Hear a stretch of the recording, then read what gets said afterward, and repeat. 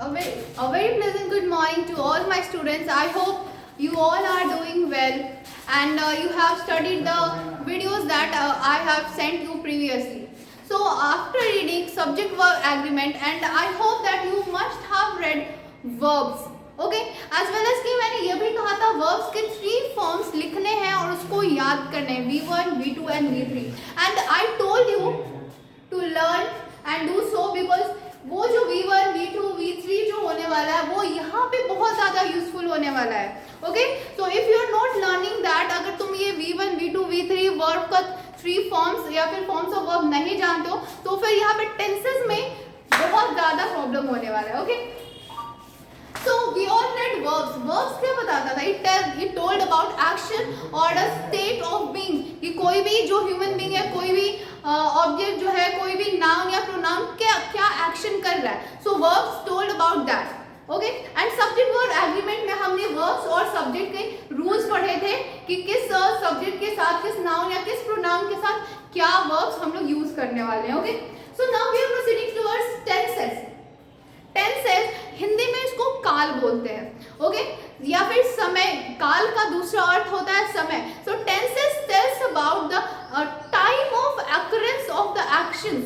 ठीक है, time of occurrence of the actions. तो टेंसेस बताता है कि कोई भी एक्शन जो हो रहा है वो कब हो रहा है, किस समय पे हो रहा है, वो प्रेजेंट में हो रहा है या पास्ट में हो रहा था या फिर फ्यूचर में होने वाला है. Okay, so that's why we study tenses. So tenses is a very vast topic in English grammar. Tenses के ही 3 types होते हैं, present, past and future. And ये जो 3 types होते हैं उन सब के 4 सब types होते हैं. तो overall 3 types and 4 सब types होते हैं.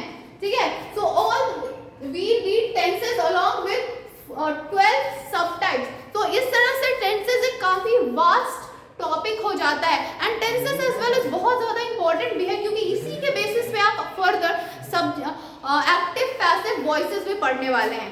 Okay, so be very careful while reading tenses. And ये यूजफुल इसलिए है because once you are reading in standard 9 ये सेम टू सेम आपको यूजफुल होने वाला है स्टैंडर्ड 10th में भी, बिकॉज ग्रामर का सिलेबस 9th और 10th में बिल्कुल सेम है बोर्ड्स के लिए. Okay, now come and look, have a look here. Present tense.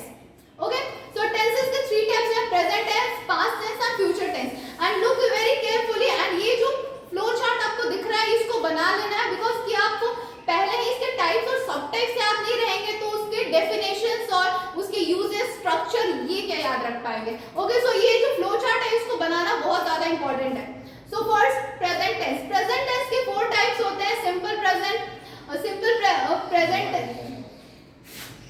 simple present tense, then past continuous tense, present perfect tense, present perfect continuous tense. Just like that past tense के भी 4 types होते हैं. simple past, इसको simple past या फिर past indefinite tense भी कहते हैं. Okay, because इसका and then simple past tense, past continuous tense, past perfect continuous tense. Then come to future tense. future tense के भी इसी तरह से 4 सब types होते हैं, simple future tense, future continuous tense, future perfect and future perfect continuous tense. I hope कि आपने types और सब types समझ गए होंगे.